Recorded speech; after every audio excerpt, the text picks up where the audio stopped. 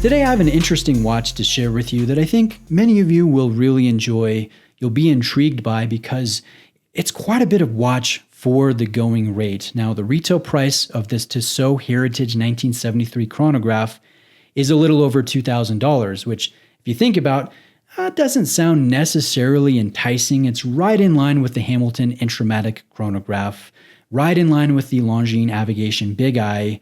But the nice thing is this Tissot doesn't sell for retail. It sells for significantly less, on the secondary market in mint pre-owned condition, like this example is in front of the camera. This one is listed at $1,350, and I see them listed anywhere from the low 1,000s to the mid 1,000s. And when I think about that, and I think about the specs, I think about the design, I think about the Valjoux 7753 movement, and I go, you know what? This is a really solid proposition. I feel like I'm getting more watch than what I'm paying for. And that's always a very satisfying thing to experience as a watch enthusiast. So I want to thank Michael for lending this one in before he sells it. I want to highlight it here on the channel. Let's start with dimensions. We'll talk about the good elements. We'll talk about the bad elements, and we'll focus in on the details. So this is a limited numbered edition to 1,973 units. So not particularly limited, but it's not a massive release, from say Seiko or Omega that does like 7,000 numbered editions. This one is under 2,000, and that number is in reference to the year that this K-shape debuted from Tissot, 1973. So I don't know, there's a little bit of symbolism there that's kind of interesting, but you guys can see we have an oval cushion case. It's very funky, it's very retro. You can see the radial sunray brushing on the top of this bezel-less case, and honestly, I think it's attractive. I know it's funky, I know it's quirky, I know it's retro, and I know it's not for everyone, but I look at this and I can almost hear some Led Zeppelin, playing in the distance, and I like that. I think I have the taste to pull this off. I love other designs from the 1970s. I could pull this off one day off wrist and then put on a Captain Willard from Seiko, or a Pogue from Seiko, or put on a Monaco, or an El Primero. I like the funkiness of this. In fact, it almost reminds me of the Mark II Speedmaster from Omega, which I had the opportunity to review. It's very long north to south. It's very ovular.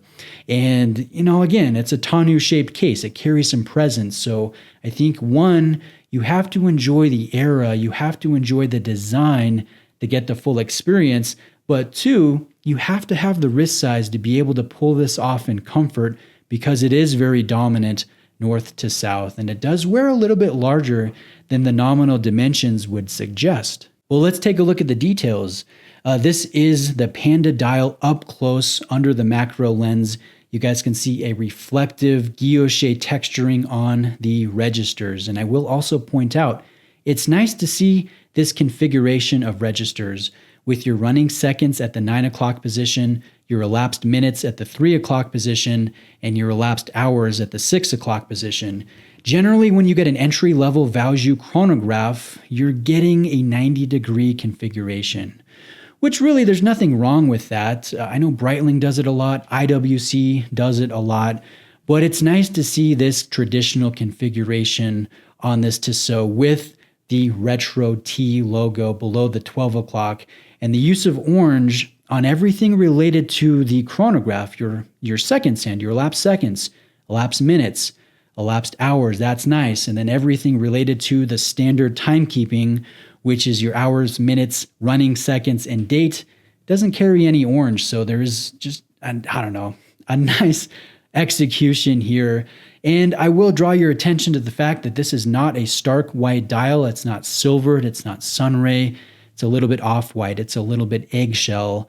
And I feel that's appropriate. And it looks nice with this honey-colored leather rally strap with the contrast stitching. the orange accents, the bezel-less design with that sunken tachymeter ring, the dome sapphire crystal, the anti-reflective treatment on the underside of the crystal, even the little detail of the function pushers having the slight knurling, just ever so faint knurling found throughout the circumference. That's a nice little detail. The more time I spend with this watch looking at the details, the more I appreciate it and I discover little things. It's really quite a pleasant layout. Now you might be wondering what that function pusher is on the 10 o'clock side of the tonneau shaped case. What that is your rapid cycle, your function pusher for the quick set date. You're not utilizing the quick set through the crown at the 3 o'clock. You have a little tool included in your box from Tissot that you push in, and every time you push it, that date will advance 1 day. So, I mean, it's kind of an interesting thing. This is not a watch that you want to buy if you're going to be using in water frequently. It carries 100 meters of water resistance, but there are multiple positions where you could get water failure if this were to be submerged. And obviously, it's on a leather strap. So really, this is a watch I think that you would not want to take in water, but you could wear in an everyday situation as long as you're not, jumping in the pool or going to the lake or something like that.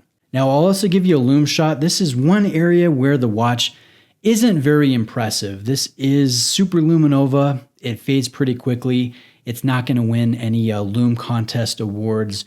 But then again, it's a racing-inspired chronograph from the 1970s, that design inspiration. It doesn't necessarily need to be dive watch legible, although BGW9 would be nicer and a thicker, deeper application would be more satisfying. Now let me again show you this on my wrist. My wrists are 7.25 inches in circumference.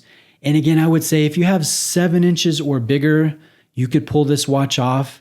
But again, you have to like the fit. You have to like the weight, the heft, the presence, and again, the styling, this retro styling. Maybe you have to enjoy classic rock a little bit to get the full effect of the watch. If you have under 7-inch wrist, I just think it's going to be too dominant, too top heavy, too bulky, too chunky, and too disproportionate. So I would stay away from it, even though, it does represent good value for money. Again, around $1,300 of Valjoux with this level of finish, with this, perlage work and Geneva striping, the gold tone rotor, the actuation, here, the tactile feel of this automatic proven chronograph.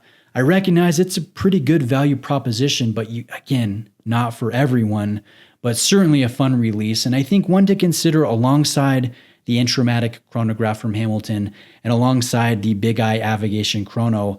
I will note that those two watches, they're retro inspired, but you can't see the movement through a display case back, which is a shame. And I like the fact that you can here on this Tissot. It really helps add that feeling like you're getting more watch than what you're paying for, if that makes sense. Maybe, I don't know, maybe I'm not making sense there, but I'm talking about the pre-owned price. I'm talking about that low to mid $1,000 segment where if you're cross-shopping other watches, I'm not necessarily sure that you're going to find one as tempting as this one, even though, again, it's not for everyone. So just in closing, I'd like to thank my friend Michael for lending this in, allowing me some time, letting me wear it around. You've been awesome. I really appreciate it, Michael. So thanks very much. And guys, I guess if you're interested in this particular version, reach out to me, let me know. Price is $1,350, and it's an 80 sourced example full kit. All of that stuff's in the description. Thank you for watching. I really appreciate it. Let me know if there's a watch or a brand you would like me to cover, and I will do my best to try to get it here on the table and present it and highlight it and share it with you guys. Thanks again. Have a great day, and I'll see you next time.